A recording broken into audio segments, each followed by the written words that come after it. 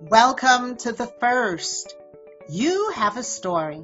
If you look back on your life, you've done things for the first time that no one in your family, in your town, in the country has done. This is Dr. Sandi. You have unknowingly paved the way for others without knowing it or even acknowledging it. This is where you tell your story so that those who come after you can walk in your footsteps to build their own firsts. Hey everybody, today I'm speaking to my good friend Elizabeth Beskin. I've learned that Elizabeth comes from a family of well-educated women who are homemakers. Despite their expectations and all the home ec classes, Elizabeth was the first woman to want a career outside the home. Having private tutors and going to a private school really inspired her to learn, and she realized she was excellent in math, became valedictorian, was sought after by Princeton and Rensselaer for engineering. But Elizabeth became a music major at Syracuse University, where she started a partnership with her college roommate, Sarah. After a stint at Merrill Lynch in the futures department, Elizabeth and Sarah started a decades-old photography business. Today, Elizabeth owns her own photography agency where she created the photo booth that we know today. Let's welcome Elizabeth. Hey everybody, today I'm speaking to my good friend Elizabeth Beskin. Elizabeth is the proud owner of Fifth Avenue Digital, and we've known each other for a long time. Welcome, Elizabeth. Well, thank you, Sandy. I'm excited to speak with you. I can't wait to hear about your first. So let's jump right into it. Tell us, Elizabeth, about all the good things you've done or why you're the first at something. I think in my house, where the women were mostly homemakers, having a career through marriage and children and a sustained career through my 60s is something that's very different in my family. Everybody went to college, all the women went to college, so I wasn't the first there, but I was the first to take my education and create a long-term business with it. I think when I was growing up, there was very little expectations on me. I remember in fourth grade, someone saying to my mother, well, at least she's cute. And they gave me classes in home ec and all sorts of very crazy classes that they don't have today. And it wasn't until I hurt my back when I was in fourth grade and I had private tutors coming to my home that my mother really saw that I had a brain. And I started getting straight A's and I started really being excited by education. It wasn't my hometown school that excited me. It was working with teachers that inspired me. And so my parents took me out of that school and put me in a private school after that. At least they had the forethought to do that. Oh, absolutely. They knew that I wasn't being challenged. So I went to this private school where it was really a make your own kind of hippie school in the 70s. And it inspired me to learn as much as I could about lots of different things. I found out that I was really good in math and I was valedictorian in my class. And I think I just surprised everybody. I don't think they ever. Well, is it that you surprised them, or they just had low expectations on their own for you? Because you are who you are. You know, they just didn't see the potential. And at the time, women weren't being pushed in those areas. You know, it wasn't. I don't blame my parents. It just wasn't a huge expectation that I was going to go to a great college and be valedictorian and be in some sort of mathematics. So were you being primed for marriage? You were being raised for marriage. Yeah, pretty much. I mean, it's what my mom knew. It's what, my brothers have married women who take care of the kids. My mom took care of the kids. They had small jobs around the house or outside the home, but it wasn't a career that took place. There's more And charity work and giving back and that yeah, kind and my dad was is a doctor, so he worked all the time, and my mom was home. And the same thing with my brothers. They work all the time and their wives are home. It was a path that I didn't see. And I remember when I was going to audition, I was a music theater major. I loved being in shows. I performed all the time. I took voice lessons, dance lessons, aside from all of my academics. And it wasn't until, and I was getting requests to go to Princeton for engineering or go to art. I got a scholarship for Rensselaer Polytechnic Institute. That's pretty awesome. Were they surprised?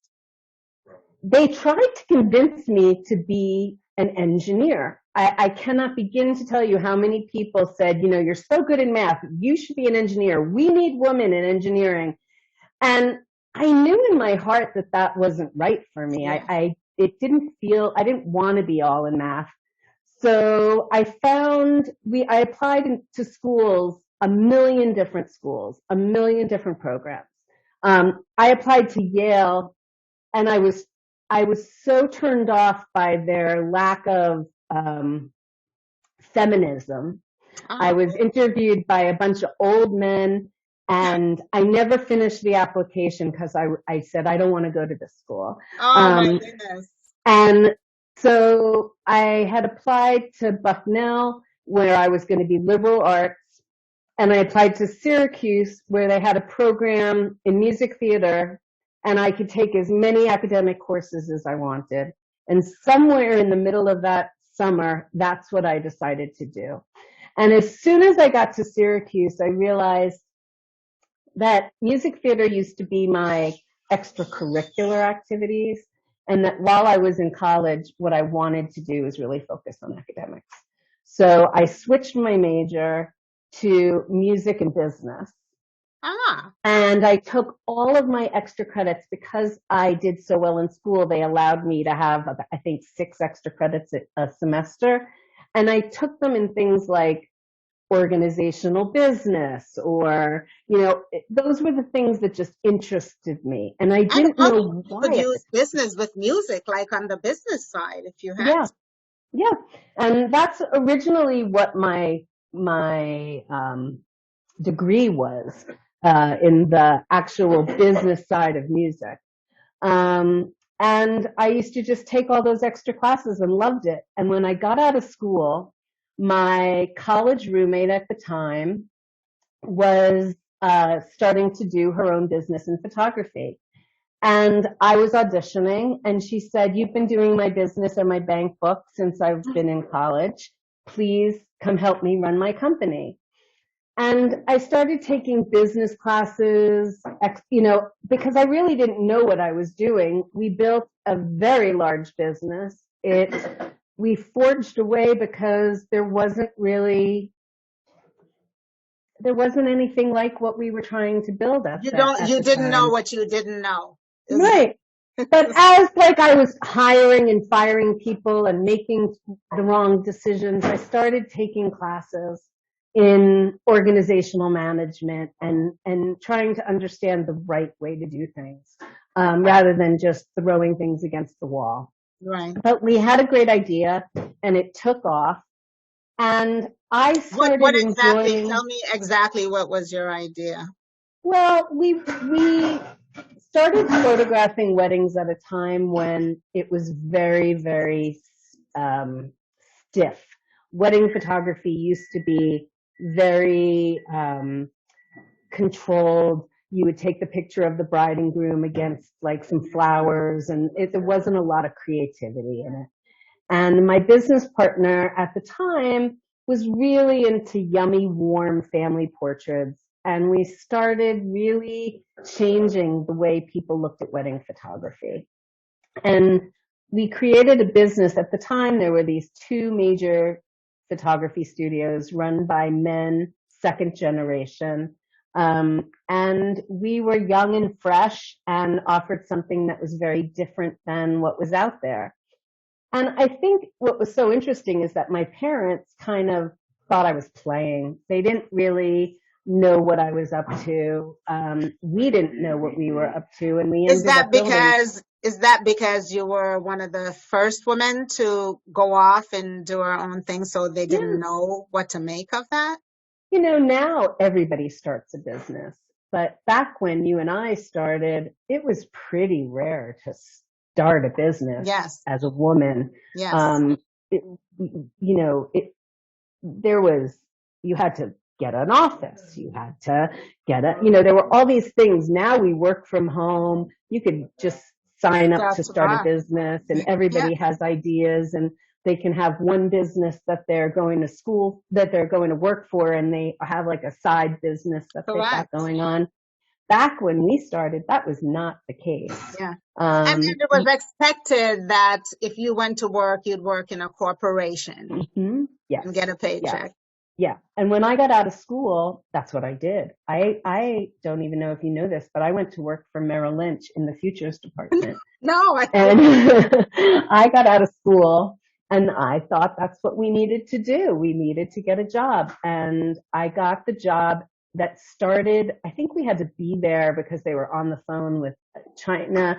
I was getting up at 4 a.m. to go down to Wall Street. And it was, let's say, not the best lifestyle for me. right. Everybody else at 21 was going out and partying, and I'd be going to bed at 9 o'clock None so I could o'clock. get up in time. It lasted about 6 months. I knew it wasn't a good fit for me. And at the time, my college roommate said, come work with me. You can make your own hours. You could still audition.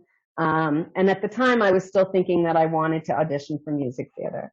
So I was working for her as a temporary situation, and I was auditioning, but I only wanted like specific things by that point. I wanted, I'm laughing at that because, I also was a theater, I a remember, theater major, and my catalyst was that very thing of having to get jobs that weren't paying me well because right. you needed to go audition. I'm like, I can't live like this.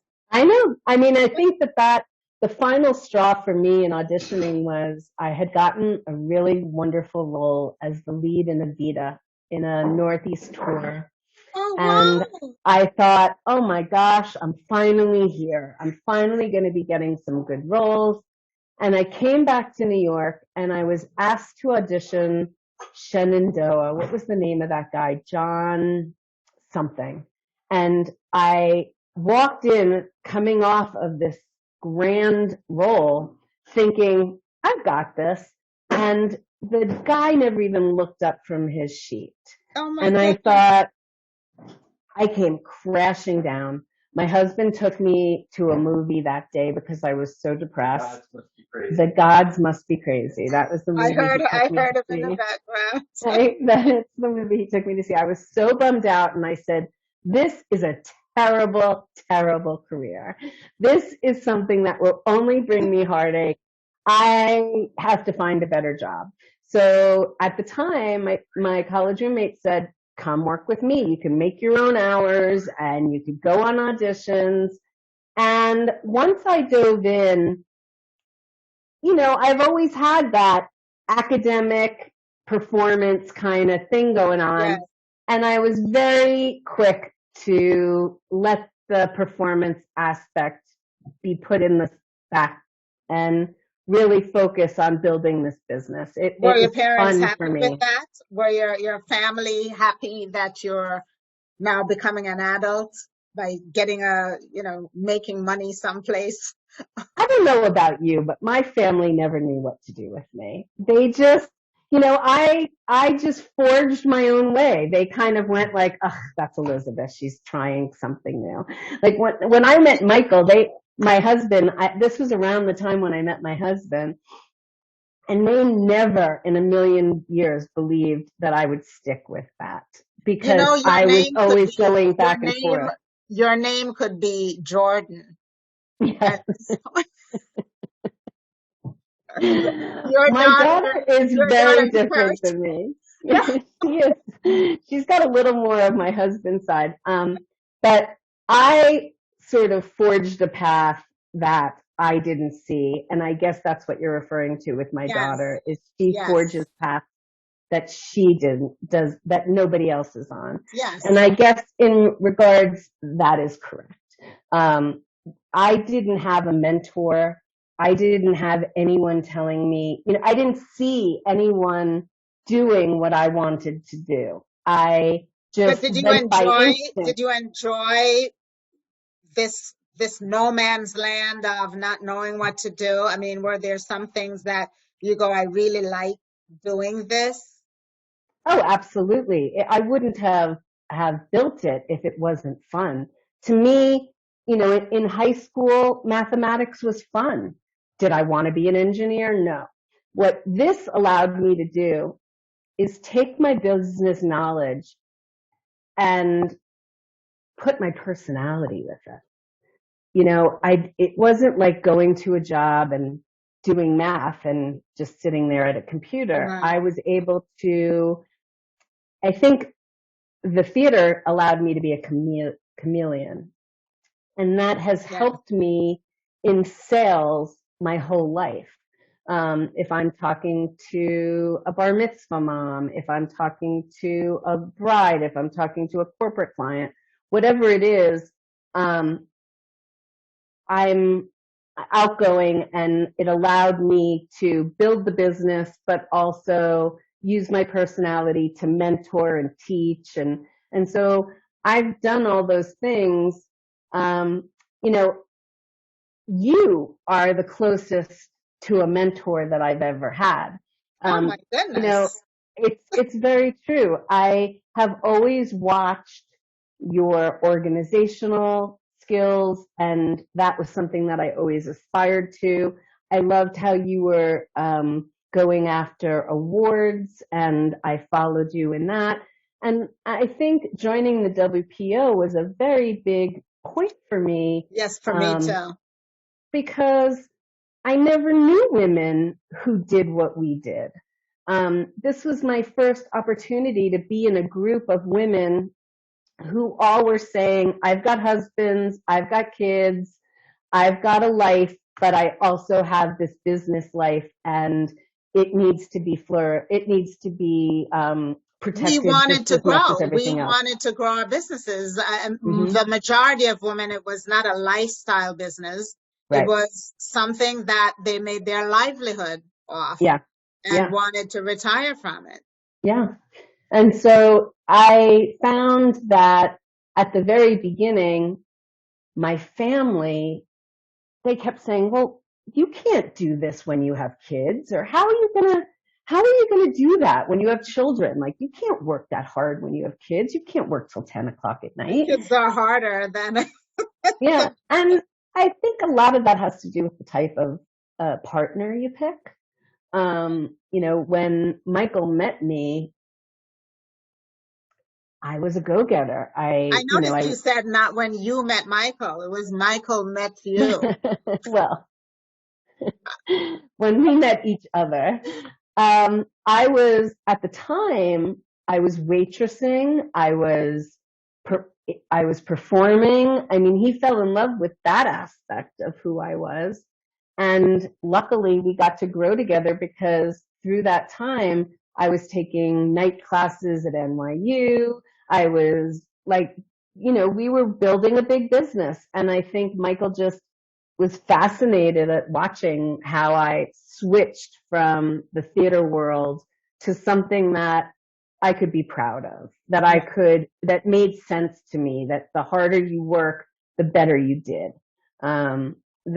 That worked with my brain a little bit better than, That's such a being. sense of accomplishment, right? Mhm. That Right, you did it. right, right. And at the time, Sarah and I, my ex-partner, we had very distinct roles. I was the one focused on building the business, and she was the one focused on training and creating the product that we were selling. And it was really amazing for the first, I would say, 20 years. We built a very big business. We were very accomplished in our field. We were regarded from everyone from Kodak to all of the people in the photography industry. We were really one of the largest companies at that moment in time. And then digital happened. And the world kind of our little world broke into a million pieces. There was a million photographers out there who could buy a $3,000 camera and start their own business with Well, it's a interesting you website. said that because we're talking about being the first. Mm-hmm. And the thing that you did photography, someone else came and became the first. The digital market came, and because they were the first and probably considered better, it almost put you out of business.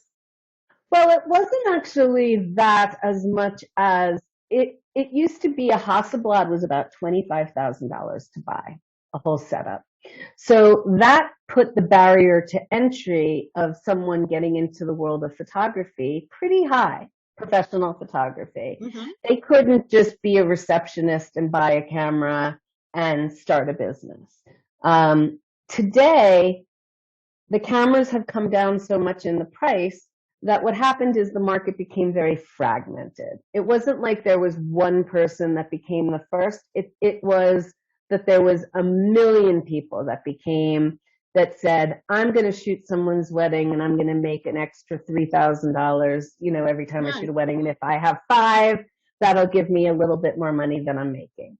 So there became this very fragmented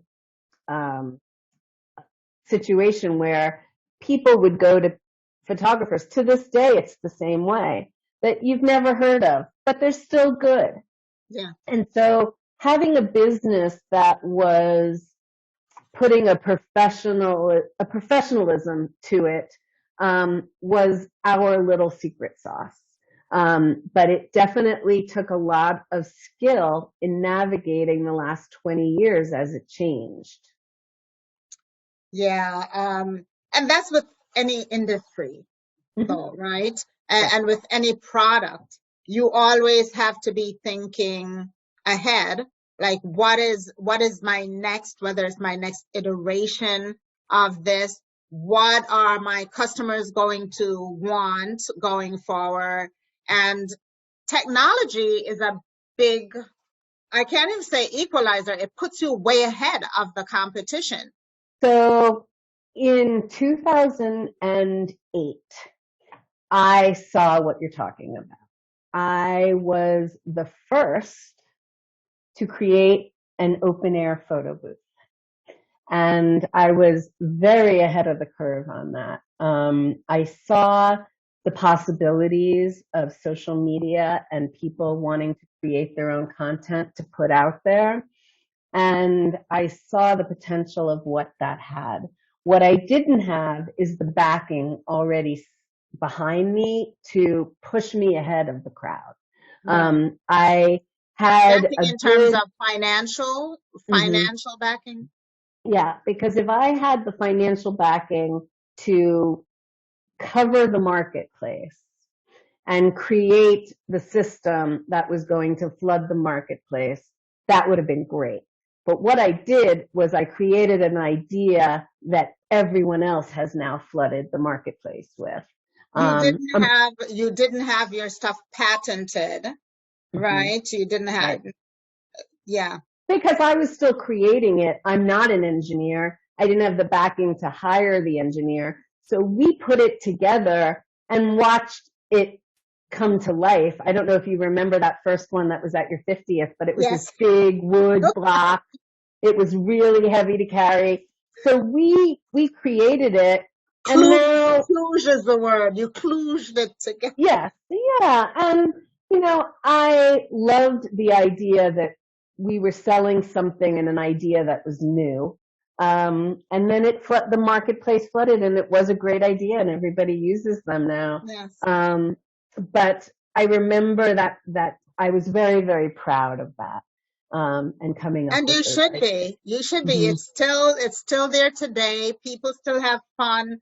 at not just weddings, it's became just a party, Corporate. a Yeah. party thing to do is to have It, your photo booth and all the little things you put on and right. stuff I like that. remember at the beginning we were able to charge something like $5,000 for it. Now they're down to 1,800. I mean, there's just millions of them, but they were Yes, super fun to yes, come. So yes, I have always been the one looking out the window. When digital was starting to take over the film business, I saw what was happening, and I tried to convince our photographers to buy digital cameras. And at the time, they weren't very good. So I negotiated with Kodak to let us try their cameras and give them feedback on them. that's a So great they idea. so they gave us 2 or 3 cameras a year, and my photographers, that's how Fifth Avenue Digital was born. Um, I created a separate company to shoot digital because my partner didn't want anyone thinking that we were shooting a wedding on digital. So we created a corporate brand. It's why I originally joined the WPO, because I wanted to have more of a corporate presence and understand the needs of the corporate Right. community for photography. And we taught our photographers how to use digital cameras on a corporate event where you had someone standing at the podium for 45 minutes. Not every second is crucial, so it gave them the opportunity to really learn how to use cameras. And we Yes. would give feedback to Kodak, and then they'd have the next year's iteration, and we'd get them and we'd tell them what was wrong with them. But at the And now, same did they pay time, you for that? Was that a paid no, thing? it was, well, we had a mutually beneficial relationship for sure. We Okay. were, we were partnering. Um, Kodak at the time had a theory that they were going to give money to lots of little companies and see what they came up with. And then they would have a portion of they would own part of it. Part of it. And one of my ideas was to create an album company that anyone could use online. And it seems so silly right now with Yeah. Snapfish and Shutterfly and all these things, but at the time there was not that. So Kodak sort of mentored me. They gave me someone higher up who sort of tested my theories, allowed me once a week to tell them the research that I found. They would point me in other research. And they encouraged me to get my MBA at Harvard to really be able to grow a new business in that kind of way. I needed a little bit more education. Right. So that was the time that I left my previous business, and I went after this amazing opportunity to make albums for the whole, instead of it just being a New York City company, making a national company. And I ended up getting out of my partnership. I ended up going to Harvard. I ended up, this was in 2008 when the world Just crashing. fell, yeah, was crashing. Remember that And, crash? Well, and I remember going to meet with, uh, angel investors. I had put the plan together. I showed it to Kodak. They were in. They gave me some money to start it off. And then when I started to seek outside investing, I realized that the opportunity that I had figured out was it wasn't going to grow as the years went on. It was going to shrink as the years went on, which was a very hard thing for investors to put money into. right. So very quickly, I realized that I think it took a year of trying to get investors, that I was going to be the one sinking all my own money into it, and that it just wasn't the right plan. So Right. I put that on the shelf and I focused on the business that I did have and created. I remember sitting in those morning meetings with you, Sandy, and I ended up creating a business that could sustain. And, what I ended up doing was creating an agency of photographers of varying styles and price points. so that the venues and the planners that recommend me know that I have something for anybody. Do you still like what you do? I actually do, Sandy. And it's really funny because if you would have asked me 2 years ago, I probably would have said no. And that was a learning experience for me because I was really ready to push to sell and move on to something else. And it wasn't the job that I didn't like. It was the pressures of having employees and overhead and Yes. not making enough for myself. And I didn't feel my worth. The stress was overwhelming because I was so consumed with paying the bills on time and paying my employees on time that I stopped enjoying the conversation. The business, yes. And And so, I really think that's how a lot of people, especially women, start businesses because they're doing something they love to do and then they start making money at it. But then the reality is, and that goes for myself too, you used to be the door, right? right, The one doing all the stuff. And then at some point you just start pushing paper. right. Like you're no longer the door because you've hired other people to do the things that you used to like and the crappy stuff that you almost That always no one love, else wants to do. but has to Yeah. be done. But has to be done. Taxes, you spend your time, you look up, and one day I think I said to Peggy, no one would hire me for marketing because I have actually done marketing. They could have hired me for marketing strategy, but I haven't actually done marketing myself in quite a while, right? Because you're now a business owner. Right. So how do you give back to the other generation? You just told me a ton of stuff that you were the first at doing. Yes. How Yes. do you share this knowledge with especially the other generation to have an impact on them? It's really interesting. I love mentoring. I love teaching people. At first, I was pretty early on adapter in social media. Um, it was something that younger people did, but for Yes. me, I just understood the marketing potential of it from the very beginning. And when I was working with Kodak, to me, that's where I dove in. So I had a little bit more experience in that than a lot of other people. And for years, I created a social media guide. And as I would have interns, I would teach them social media.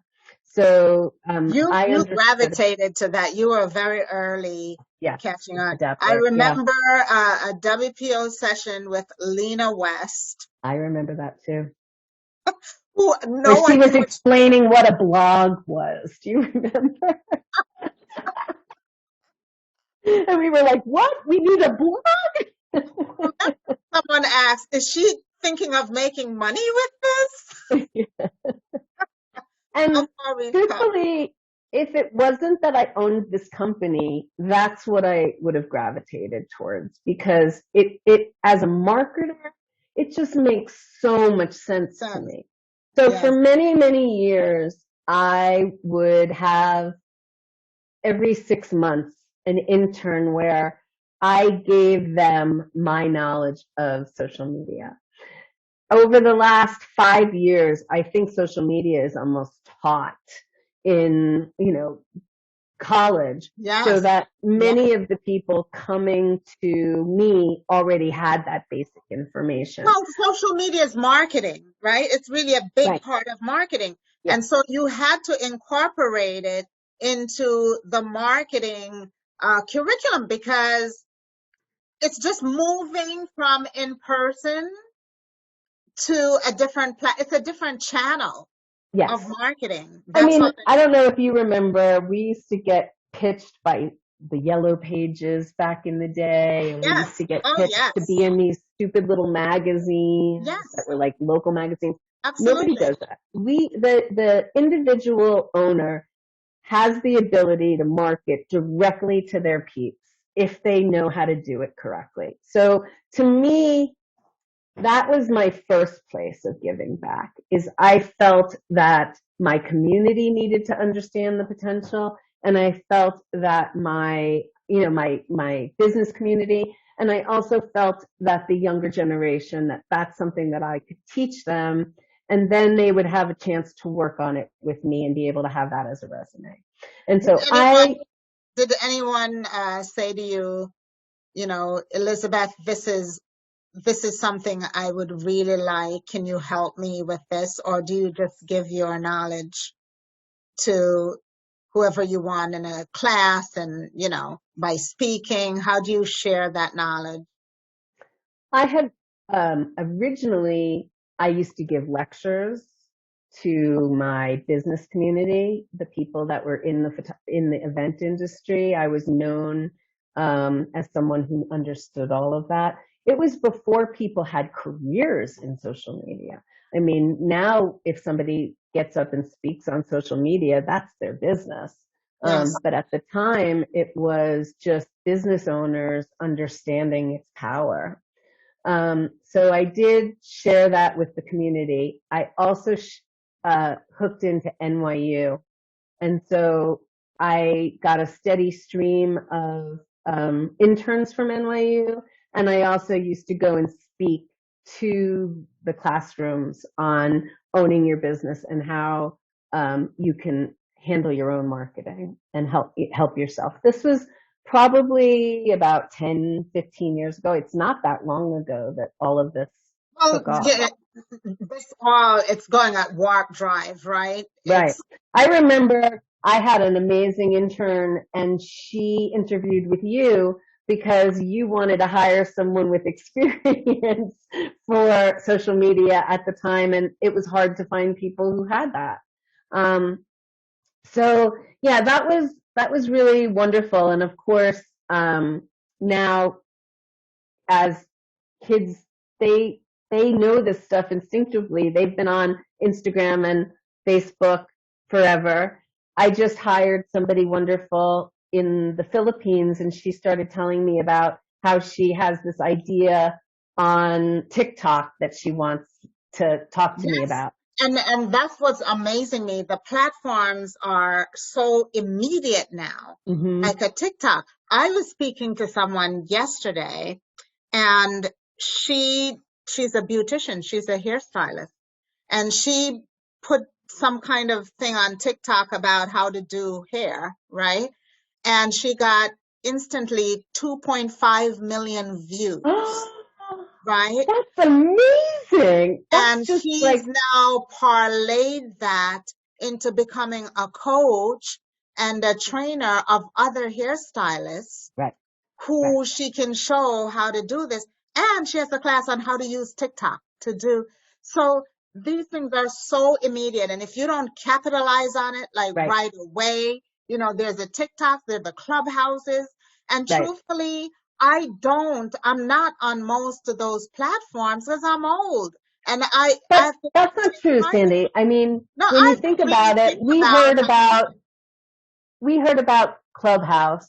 We thought it was interesting. We tried it, and it we wasn't kind that of thought, it wasn't that this interesting. isn't that interesting. And so we took it away. I mean, I do think that TikTok has a very interesting, I mean, Instagram is about pictures.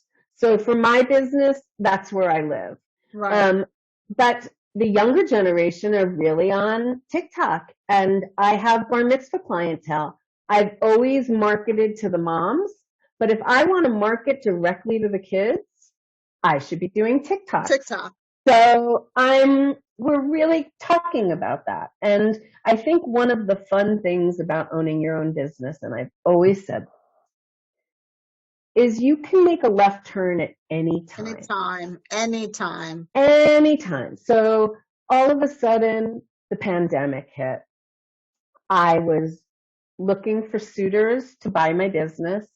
I was tired of going to the office every day and having employees. I had a long-term employee for 18 years that I had absolutely no idea how I was going to end our relationship. I figured if I sold my company, she'd be left in the dust, and it was hurting me Because because we I loved worry her. about the people who work for us, their Right. family, right? And you And I worry. could never, I mean, you heard me talking about moving to Colorado for the last 15 years. Yeah. And I could never figure out how to do it, because how do I close my business and come here and find something new to do? Like I have jobs booked into 2023.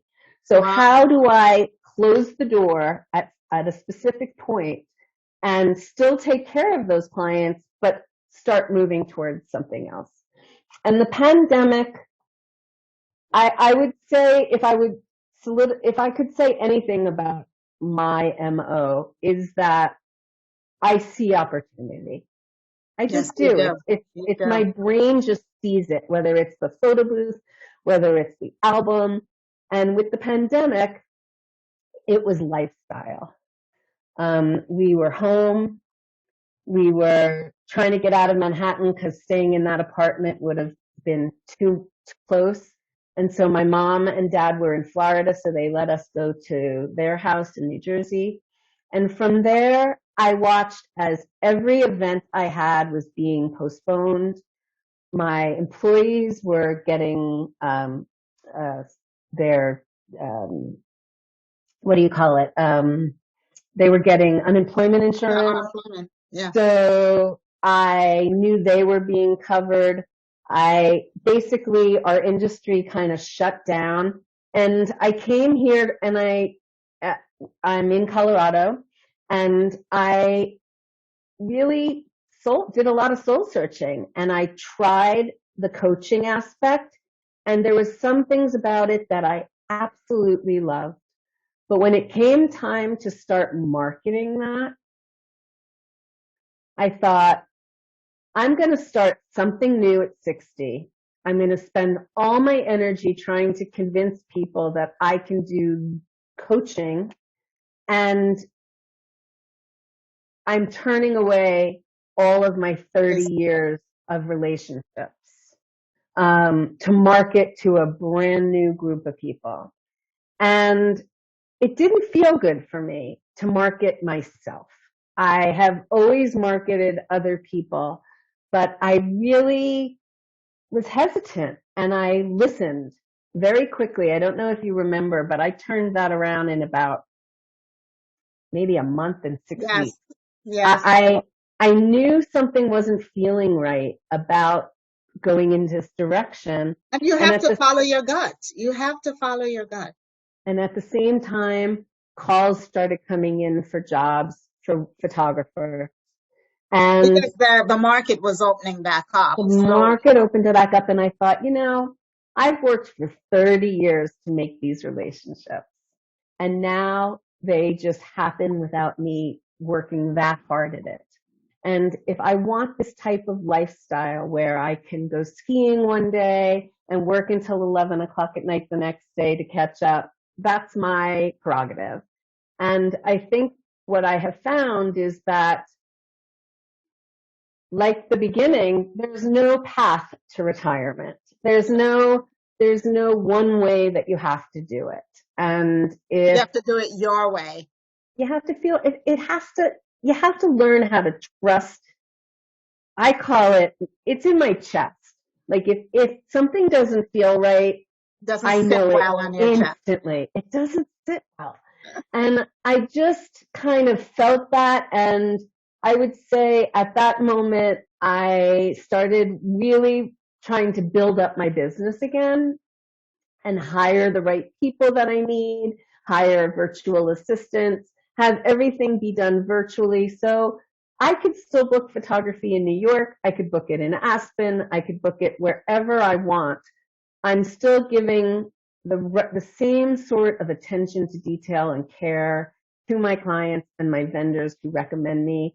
I am able to hire new photographers. I'm able to do everything I used to do sitting in an office, but I don't have that 3 hours a day wasted in travel, in Yeah. going out for lunch and whatever, all that stuff that we Excuse used to me, going do. out for lunch was not wasted. We did a lot of good things at lunch. We Thank did, you so we much. did, we did. But it's time away from doing, I last night went to bed thinking I need to reach out to all of my relationships. Yes, I have So, that too. I've and been doing. I think I'm gonna, make a plan every day, 2 or 3 phone calls a day of really getting to talk to people because I do miss that. You know what I Um, did yesterday and I haven't done? I'm a member of NABO for years and I haven't gone to a NABO meeting. And I decided, like you, I'm going to start reaching out to people. And I mhm, jumped on a NABO digital networking session. And I really enjoyed it with right. people I hadn't seen in a long time, some new people. And it was networking in a different format, but it actually worked because I walked away meeting several new people. Right. So I think we have to push ourselves a little bit, but I think with age comes wisdom. And if you are smart enough to hear it in your brain and act on it, I am really lucky that my husband, he values my You're opinion. smiling when you say my husband. Yeah. That Well, I was makes trying it to so figure out the smile. right way to put it, but I didn't want to say that he does what I want him to do. But I think it has more to do with the fact that once I suggested his business has become remote as well. He has people on the ground in New York, but he's able to work wherever we are. That's such a So blessing. That's such a blessing to have that kind of business right now. oh my gosh. And I would have never believed that Yeah. his business nor mine would have been able to do this. Yes. Yes. Um, but it really, the pandemic offered us an opportunity to Opportunity. see the world differently. Opportunity. But you know, Yeah. every single catastrophe offers opportunity. Yeah.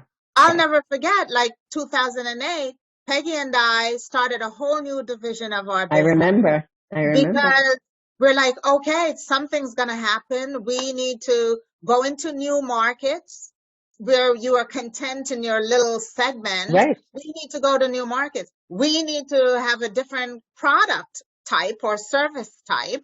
And so if you really take a look at all these things that have happened, I mean, Zoom is booming, Right. right? That's a technology that was there at the right time. Skype was there, but Skype didn't take over the marketplace like Zoom did.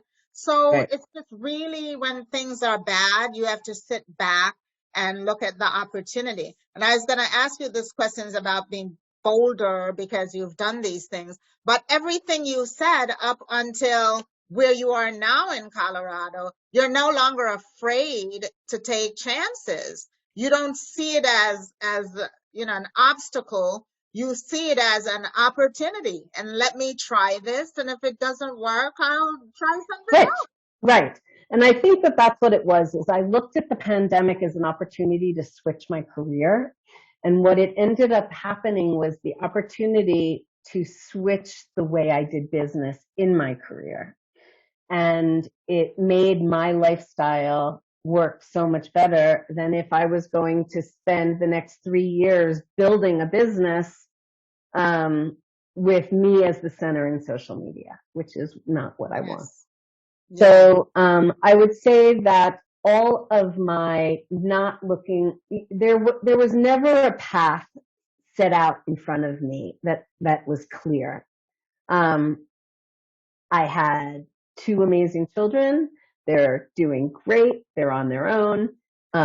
I was able to live in the city, raise 2 kids who are very socially conscious, Yes. great, Yes, they are. really great kids. And I would say that my husband and I, having that partnership to raise them really was key. That's awesome. I did not do this alone. And I am really, really thankful that I have somebody that was able to grow with me as an entrepreneur because he didn't meet me as such. Yeah, they accept that you change because people change in their lives, and you just have to Growth. welcome that new person Right. and get to know that new person. And hopefully you like them. Exactly, exactly. And some people don't, and they get divorced, but hopefully you become tolerant because people change. And just talking through your whole history shows how much you've changed, how much you've adapted over time, how much you're willing to start something new over time. And that's what we really all want. I Right. mean, some people like the comfort of doing the same thing. Well, But I think as an entrepreneur, that's probably not a good it is not. attribute. No, the people who do that go out of business, Right. right? Because Sooner or later, you go out in of order for you to have a business, you must change. change. You must. Long term, yeah. So Right. thank you. This was really great. I learned a lot of new stuff about you that we didn't talk about at breakfast or lunch. So this is my learning Elizabeth. Maybe that's what I'll title this, Learning Elizabeth. There you go. Because I do learn.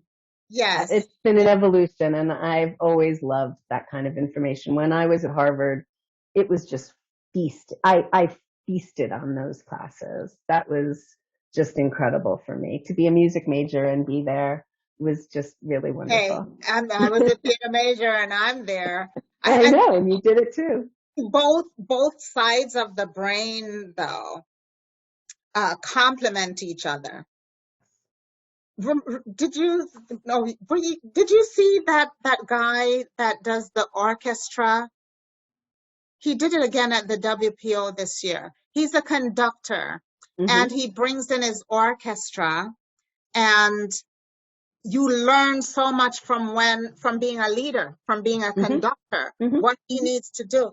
And that's kind of what we do in our businesses all the time, right? We're watching. We know when to jump into things. We know when to jump out. We know when string instruments should come in. And we know when to be quieter, when to just... But we're doing the choreography and the conducting of our businesses. And our lives. And our lives. At the same time. And our lives. So thank you. You're so welcome, honey. And it was great to spend time with you. Yes. Thank you. We'll talk. This is Dr. Sandi. Thank you so much for sharing your journey on The First, where no two stories are alike, even if the circumstances are similar. Let this discussion serve as inspiration for others to show what's possible, and more importantly, to produce seconds and thirds.